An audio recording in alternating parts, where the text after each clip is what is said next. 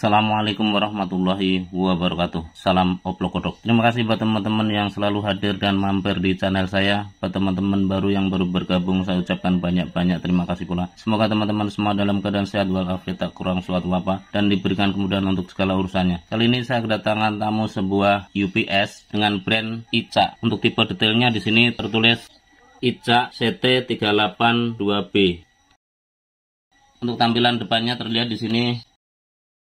Di sini terdapat indikator baterai. Untuk yang atas ini indikator baterai full, dan yang paling bawah di sini untuk indikator baterai low. Di sini juga terdapat indikator line on, output untuk line dan inverter. Selanjutnya di sisi sini terdapat main switch seperti ini teman-teman. Ini untuk main switchnya on off. Dan untuk panel belakang bisa kita putar. Di sini terdapat fuse, steker outputnya, sinyal, dan ini input 220-nya. Untuk label yang tertera di belakang bisa kita lihat di sini. Di situ tertulis untuk tipe CT382B, input 175 sampai 245 volt AC, outputnya 220 volt, kapasitas 500 volt ampere. Kurang lebih seperti itu untuk spek UPS ini teman-teman. Selanjutnya, menurut informasi yang saya terima dari pasien saya, bahwasanya untuk UPS ini hidup tapi tidak mau ngecas untuk baterainya. Untuk lebih detailnya seperti apa, mari kita coba. Saya colokkan, saya hidupkan main switchnya.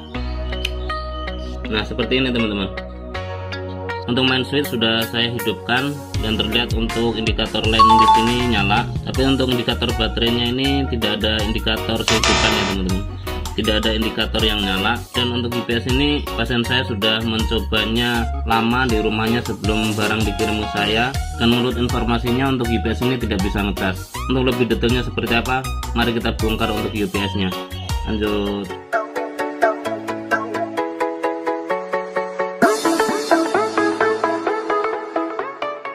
Dan inilah UPS tersebut setelah saya buka untuk covernya. Sebelum melakukan langkah-langkah perbaikan, alangkah baiknya kita pelajari terlebih dahulu komponen-komponen yang ada di dalam UPS ini. Untuk UPS ini terdiri dari beberapa komponen. Bisa kita lihat di sini, ini adalah trafo. Dan di sisi sini bisa kita lihat ini adalah baterai atau aki. Dan bisa kita lihat untuk area atas ini adalah modulnya. Setelah saya melakukan pengamatan agak lebih spesifik, dari mainboard utamanya ini saya melihat adanya sebuah IC ini teman-teman.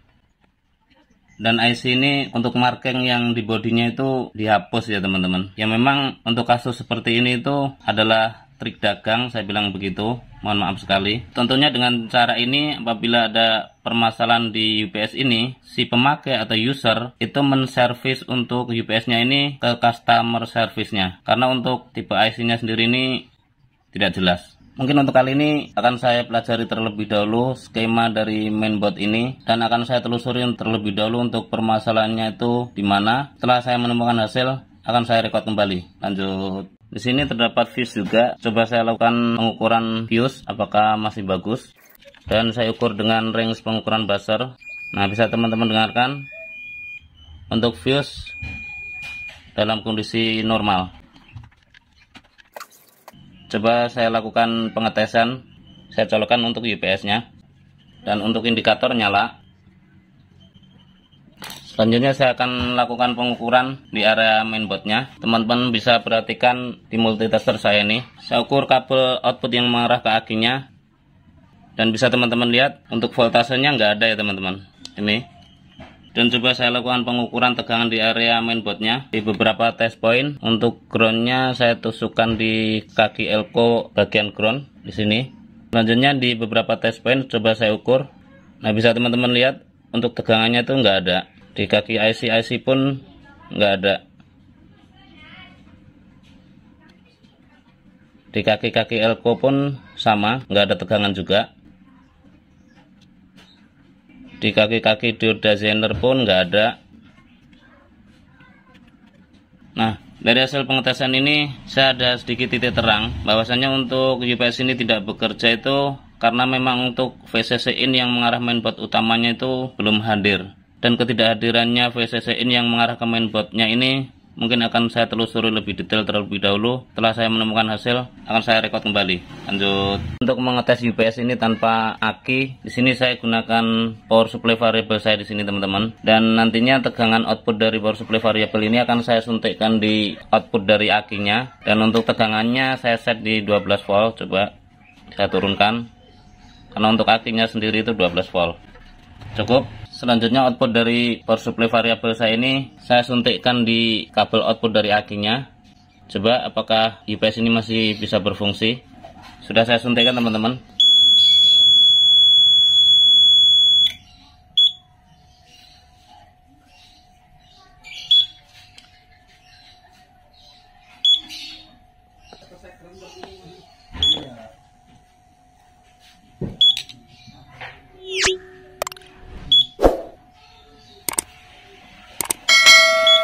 Dan kita lihat untuk display depannya. Nah, seperti ini teman-teman. Nampaknya untuk UPS ini masih bisa berfungsi. Jika saya suntikkan tegangan di output dari akinya, saya gantikan dengan power supply variable saya. Dan indikator baterai di sini ada di tengah. Dan coba saya naikkan untuk tegangan di power supply variable saya. Dan bisa teman-teman lihat untuk indikatornya naik ya. Kalau saya turunkan, 10 volt, indikator di sini turun. Tapi kalau saya taikkan, nah bisa teman-teman lihat untuk indikator di sini naik. Dan itu artinya untuk UPS ini secara fungsi itu masih bisa ya. Permasalahan untuk UPS ini, output dari trafo utamanya yang mengecas ke akinya itu bermasalah. Tapi di saat listrik 220 mati, jika aki ini dalam kondisi bagus, UPS ini berfungsi kembali. Dari percobaan ini bisa saya simpulkan bahwasanya untuk tegangan yang mensuplai ke aki untuk melakukan pengecasan itu tidak ada. Mungkin kali ini akan saya lakukan penelusuran lebih detail. Setelah saya menemukan hasil, saya akan rekod kembali. Lanjut. Oke teman-teman, untuk kali ini aki saya coba cas dengan power supply variable saya, dan untuk voltasenya di sini saya setting 14,8 volt.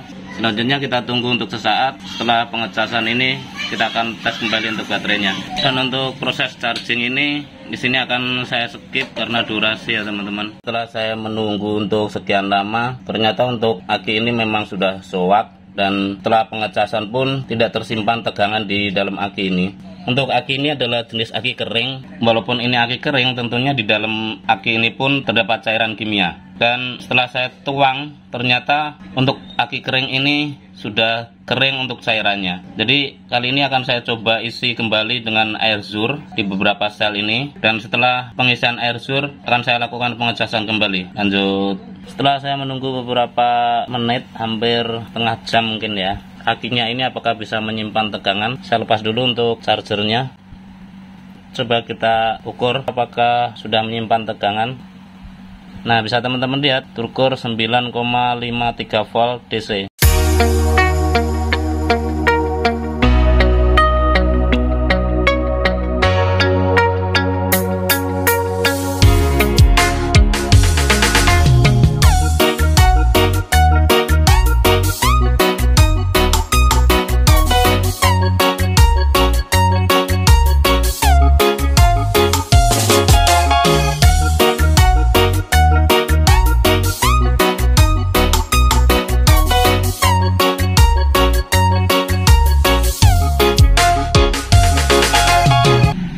Oke teman-teman, untuk kali ini aki yang bawaannya ini saya sudah berusaha lakukan perbaikan, tapi untuk hasilnya nampaknya tidak bisa maksimal. Artinya si aki ini bisa dicas, tapi nggak lama kemudian itu ngedrop lagi teman-teman.